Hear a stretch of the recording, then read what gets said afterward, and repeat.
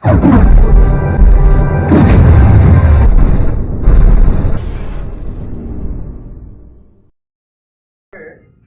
సాయి యశ్వంత్ రెడ్డి ఇంకొక స్పెల్లో ఇంకొక షిఫ్ట్లో రాయడం జరిగింది. దాంట్లో కూడా అతనికి 100% రావడం జరిగింది. ఆ 100% వచ్చి అంటే ఏ షిఫ్ట్లో ఆ షిఫ్ట్ హైయెస్ట్ మార్కుని 100% తీసుకుంటాం.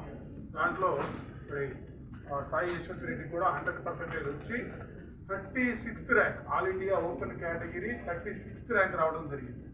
మరి ఇద్దరు మరి గత సంవత్సరం జేఈ అడ్వాన్స్డ్లో మరి ఆల్ ఇండియా ఓపెన్ కేటగిరీలో ఇద్దరు స్టూడెంట్స్, ఒకరు 5th ర్యాంకు, ఒకరు 10th ర్యాంక్ అయితే ఇక్కడ ఏజ్ ప్రకారం తీసుకున్న ఒకరు 18th ర్యాంక్ అయితే ఒకరు 36th ర్యాంక్ వచ్చింది. డబల్ అప్పుడు 5th డబల్ 10th అయితే ఇప్పుడు 18th డబల్ 36th ర్యాంక్ రావడం జరిగింది. ఏదేమైనా ఈ ర్యాంక్స్ కంటే కూడా రేపు అడ్వాన్స్ రాయిపోతున్నారు కాబట్టి దాంట్లో ఇంకా బెస్ట్ ర్యాంక్స్ తెచ్చుకొని మరి ఇంకా మంచి రిజల్ట్స్ తీసుకొస్తారని కూడా ఆశిస్తున్నాం. అయితే ఇంకా డిఫరెంట్ కేటగిరీస్, ఆల్ కేటగిరీస్ తీసుకుంటే కంటిన్యూగా తీసుకుంటే మరి 100లోపు 12 ర్యాంక్స్ వచ్చినాయి. అవి కూడా చెప్తాను.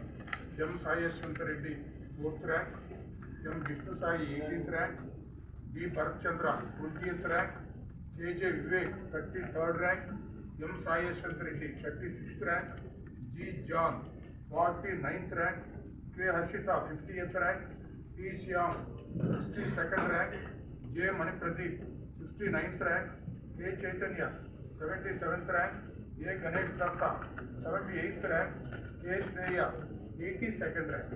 వీళ్ళందరూ 100 లోపు ఆల్ కేటగిరీస్లో ర్యాంక్స్ సాధించడం జరిగింది.